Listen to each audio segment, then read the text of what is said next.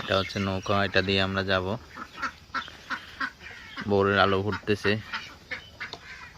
অনেকদিন পরে আসলাম। যখন পানি বেশ ছিল আমি তখন এখান থেকে মারছিলাম, রাসু দাদা যেখানে বসা ছিল এখান থেকে মারছিলাম এই নৌকার মাথায়।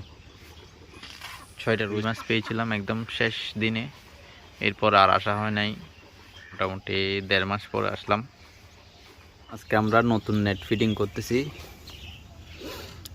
গত সিজনও আমরা একদিন একটা নতুন নেট আনেছিলাম, এর আগে আমি নেট ছাড়া মাছ তুলতাম। গত সিজনও এই নেটটা আনেছিলাম টেম্পোরারি। এই নেটটা যেই দিন ফিটিং করছি ওই দিন একটা বড় গ্রাস কাপ পাইছিলাম। আজকে আবার এটা ফিটিং করতেছি, সব কিছু রেডি চলতেছে।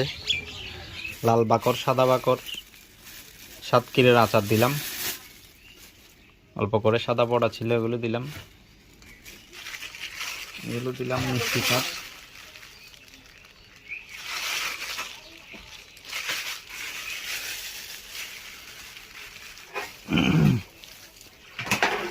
মিক্স চলতেছে।